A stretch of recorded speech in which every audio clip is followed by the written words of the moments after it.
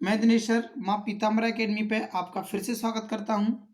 आज हम डीआई का 5वां पार्ट पढ़ने जा रहे हैं, जिसके अंदर हम कवर करने वाले हैं मिसलेनियस। क्योंकि इससे पहले हम 4 पार्टों को कवर कर चुके हैं, जिनके अंदर हमने अलग-अलग टाइपों को कवर किया है और जो टाइप हमारे शेष रह जाते हैं, उन्हें आज हम कवर करेंगे इस टाइप के अंदर। जो पहली बार इस वीडियो को देख रहा है, वो वीडियो को प्राप्त करने के लिए सब हमारे चैनल को सब्सक्राइब करें एवं पास में दिए गए बेल आइकॉन पर क्लिक करें, जिससे जो भी वीडियो अपडेट होता है आपको नोटिफिकेशन मिलता रहेगा। तो आइए जान लेते हैं आज का पहला प्रश्न क्या है। ये रहा हमारा आज का ग्राफ, जिसके अंदर भारत का बिस्कुट निर्यात दिखाया गया है। मात्रा लाख टन में, मूल्य करोड़ रुपए में। यहाँ पर डबल ग्राफ दे रखा है हमें। ये हमें मात्रा को दिखाएगा कि लाख टन में कितनी है, और ये हमें वैल्यू दिखाएगा करोड़ों में रुपए को दिखाएगा। देख लेते हैं 1993 में, 1994, 95, 96, 97। यहाँ पर हमें लगातार 5 डेटें दे रखी हैं। तो जानते हैं पहला प्रश्न क्या दे रखा है इसमें। आज का पहला क्वेश्चन है, किस वर्ष प्रति टन मूल्य न्यूनतम है। हमें ये पता करना है किस वर्ष में हमारा जो मूल्य है वो प्रति टन में सबसे कम रहा है। तो ध्यान से देखिएगा, हमारी जो मात्रा है वो लाख में दे रखी है, लाख टन में, और मूल्य जो दे रखा है करोड़ों में रुपए में दे रखा है। तो हम बात करते हैं सभी की 1993, 94, 95, 96, 97 सभी ऑप्शनों को चेक करना पड़ेगा। तो हम सभी ऑप्शनों को एक से चेक कर लेते हैं। हम सभी सनों को चेक करते हैं। 1993 में ये 100 जो लिखा था हमने, एक क्यों लिखा है इसको 1.00 क्यों लिखा, और ये 150 क्यों लिखा, क्योंकि 150 लाख में दे रखा है। ये लाख में होता है और ये करोड़ में दिया है। करोड़ में 0 7 होते हैं और लाख में 0 5 होते हैं। तो आपने 5 0 से 5 0 काट दिए, लेकिन फिर भी 2 0 एक्स्ट्रा बचे, तो आपने इसको इससे काट दिया, तो पॉइंट लगा दिया। एक का भाग इसमें लगाएंगे तो आपका आएगा 150। तो यहाँ पर जो न्यूनतम राशि निकल कर आई है वो आई 150। दूसरा ऑप्शन देखा था आपने 1994। तो 1994 की बात की जाए तो 150 पर कितना था, 75। 75 को आपने, करोड़ को आपने रुपए में लिख दिया, यहाँ लाख को रुपए में लिख दिया, भाग लगाया, तो ये आएगा हमारा 200। तो आप देख रहे हैं यहाँ से ज़्यादा निकल कर आने लगा। इसी प्रकार से हमने इन चारों को सॉल्व कर लिया, और जब सभी को सॉल्व कर लिया है तो सबसे न्यूनतम जो रेट निकल कर आया है वो कहाँ निकल कर आया, 150। तो आपने देखा ऑप्शन में जो दे रखा है,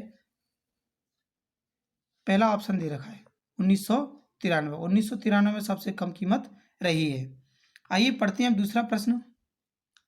नेक्स्ट क्वेश्चन है, वर्ष 1995 तथा 1996 में निर्यात किए गए बिस्कुट टीनों की संख्या का अंतर क्या है।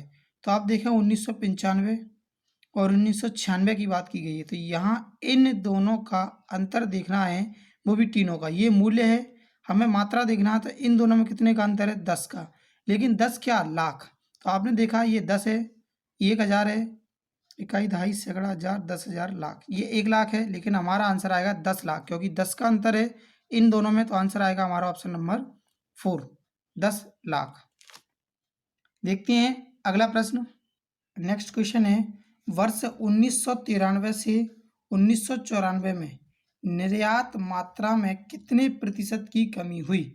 निर्यात मात्रा में देखना है तो 1993 में देखा हमने 100 हो रही है, 1994 में 75। तो आप देख रहे हैं 100 में से अगर 75 रह जाती है तो कितने की कमी हुई, 75 की, सॉरी 25 की, क्योंकि आप देख रहे हैं इन दोनों का डिफरेंस आएगा 25, नीचे लिखा जाएगा 100 और गुणा करेंगे 100 का, तो 100 से 100 कट जाएगा आपका, तो आंसर निकल कर आएगा केवल कितना, 25%, ऑप्शन नंबर सी। तो अब हम लेते हैं अगला ग्राफ। देखिए अगला क्वेश्चन यहाँ दिख रहा है हमें, अगला ग्राफ, इसका क्वेश्चन करते हैं हम। क्वेश्चनों को थोड़ा कम कम लेते हैं, जिससे हमारे क्या है सभी टाइप्स कवर हो जाएं, ठीक है। तो इसमें 3 सब्जेक्टों के बारे में बात की गई है। ये जो लाइन दिख रही है खड़ी वाली, ये आर्ट है, जिसे हम कला बोलते हैं हिंदी में। ये डॉटेड जो दर्शाए गए हैं ये साइंस के अंदर दर्शाए गए हैं, विज्ञान जिसे बोलते हैं। और कॉमर्स के लिए ये ब्लैंक जो लाइन, ब्रैकेट जो खाली पड़ा हुआ है बॉक्स, वो हमारा कॉमर्स है, जिसे हिंदी में वाणिज्य बोलते हैं। देखिए पहला प्रश्न पढ़ते हैं, इसमें क्या दिया है, विज्ञान में विद्यार्थी की औसत संख्या का, जो साइंस के जो स्टूडेंट हैं उन सभी का औसत तथा वाणिज्य विषय में विद्यार्थियों की औसत संख्या का अनुपात, यानी हमें इस क्वेश्चन के अंदर जितने भी विज्ञान के स्टूडेंट हैं उन सभी को जोड़ लेना है। विज्ञान हमारा साइंस 400, 400, 800, 1250 और ये हो गया हमारा 1750, तो हमने लिख लिया 1750। और अगर कॉमर्स के स्टूडेंट जुड़े जाएं तो कॉमर्स के हम देख लेते हैं 200, 250, 250, 500 और 200, 700, ये 1000 ये हो जाते हैं। तो टोटल हमने देखा कि विज्ञान के हमारे 1750/4, क्योंकि हमें औसत निकालना है और इसका भी औसत निकालना है। तो 4 से 4 आपका कैंसिल हो गया, 0 से 0, 25 से काट दिया इसे तो ये 5 बार, सॉरी 7 बार, और 25 से इसे काट दिया तो 4 बार। तो इसका आंसर निकल कर आएगा 7:4, या कह सकते हैं ऑप्शन नंबर वी। आइए देखते हैं इसका दूसरा प्रश्न। नेक्स्ट है हमारा वर्ष 2005 और 2006 के सत्र की अपेक्षा, यानी 5 और 6 से तुलना की गई है। इससे 5 और 6 से 2007 और 2008 के सत्र में कला यानी आर्ट के विद्यार्थियों की संख्या में कितने प्रतिशत की वृद्धि हुई। तो आप देख रहे हैं 5 और 6 में जो आर्ट के स्टूडेंट हैं वह 550 हैं, और फिर 2007-8 में आर्ट के स्टूडेंट 700 हो जाते हैं। ये 550 थे और ये 700 हो जाते हैं। तो इन दोनों का जो डिफरेंस था 550 से 700 हो जाते हैं। तो यहाँ देखा हमने 150 स्टूडेंट बढ़ गए हैं, कितने पर, 550 पर, गुणा कर दिया 100 का। 0 से आपका 0 कैंसिल हो गया, 5 से आपने कैंसिल किया, इसका गुणा इसमें किया तो निकल कर आएगा 300/11। तो इसका इसमें डिवाइड कर देंगे तो आपका आएगा 27.27, या ऑप्शन में आप देख लेते हैं परसेंटेज को। तो ऑप्शन नंबर सी आपका दे रखा है 27.27। आइए समझते हैं अगला ग्राफ। देखिए अगला जो ग्राफ हम सामने देख रहे हैं, इस ग्राफ में स्टूडेंट्स को काफ़ी दिक्कत आती है और ये आजकल चलन में भी है। तो इस ग्राफ के हम समझ लेते हैं होता क्या है। इस ग्राफ में 4 कैटेगरी दर्शाई गई हैं जो स्टूडेंटों के परिणाम है उसमें, कि फर्स्ट अगर स्टूडेंट आता है तो ये जो दिखाया गया है ये फर्स्ट है, ब्लैंक, बिल्कुल खाली खाली ब्रैकेट। सेकंड आएगा तो ब्लैक वाला जो दिखाया गया है, ये वाला जो सेकंड आते हैं उन स्टूडेंटों को डाटा दिया गया है। थर्ड आने वाले स्टूडेंटों का डाटा ये लाइनिंग में दिया गया है, और फोर्थ आने वालों का डाटा ये वाला दे रखा है। ये जो है यहाँ पर ये दिख रहा है हल्का हल्का सा, उन्होंने डार्क किया, डार्क ना करके उसको हल्का सा ब्लैक किया गया है। तो ये हल्का ब्लैक है, ये अनुत्तीर्ण है, ये जो वो स्टूडेंट हैं जो फेल हो जाते हैं। तो इनमें सबसे पहले मेन होता है डाटा को रीड करना। यहाँ पर ये संख्या दे रखी है स्टूडेंटों की, और ये अलग अलग दे रखे हैं, यानी फर्स्ट स्टूडेंट जो प्रथम श्रेणी में जो आएंगे वो ये आएंगे ब्लैंक वाले स्टूडेंट, द्वितीय श्रेणी में आएंगे ब्लैक वाले आएंगे डार्क जो दे रखा है, तृतीय श्रेणी में ये लाइनिंग वाले आएंगे, और फोर्थ श्रेणी में ये आएंगे जो अनुत्तीर्ण हो जाती हैं।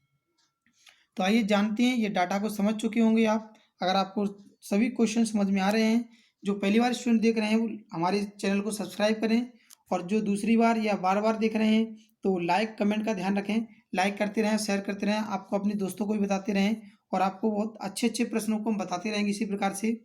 तो देखिए पहला प्रश्न आज इस वाले ग्राफ का, कितने प्रतिशत छात्र 2007 में प्रथम श्रेणी में उत्तीर्ण हुए। तो आपने देखा प्रथम श्रेणी में, तो प्रथम श्रेणी 2007 का डाटा ये दे रखा है। तो इसके अंदर यहाँ से यहाँ तक का जो डाटा है 30 स्टूडेंट ऐसे हैं जो प्रथम श्रेणी के अंदर आते हैं, लेकिन नंबर ऑफ टोटल स्टूडेंट्स जो हमारे हैं वो कितने हैं, 190।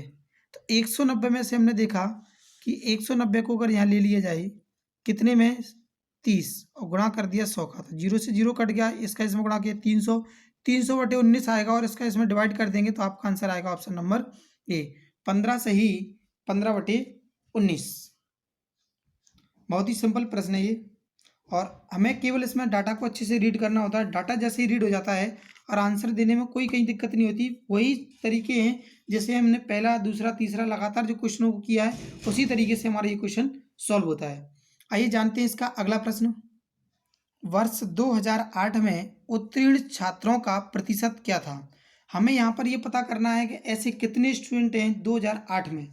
तो हमें 2008 का ये डाटा दे रखा है, इसमें पूछा गया है ऐसे कितने स्टूडेंट हैं जो छात्रों का उत्तीर्ण होने का पूछा गया, पास होने का। तो आप देखते हैं इसके अंदर टोटल नंबर ऑफ स्टूडेंट हैं कितने। 2008 के अंदर अगर टोटल नंबर ऑफ स्टूडेंट देखे जाएँ 240 हैं। इनमें से ये जो हैं ये अनुत्तीर्ण होने वाले हैं, फेल होने वाले हैं। तो हमने 240 से यहाँ देखा 180, तो इन दोनों का डिफरेंस कितना हो गया, 240 से 180 घटाया 60 निकल कर आया। तो आपने देखा 60 स्टूडेंटों को हटा दिया जाए तो हमारे पास जो स्टूडेंट बचेंगे वो बचेंगे 180। तो 180 स्टूडेंट हमारे पास हैं कितने में से, 240 में से। गुणा कर दिया हमने 100 का, इसका परसेंटेज निकाल दिया, 0 से 0 काट दिया, 6 से काट दिया 3, 4 से काट दिया 25, 25 का 3 गुना जो है हमारा 75, 75%। तो आप देख रहे हैं ऑप्शन नंबर सी में आपको दे रखा है 75%।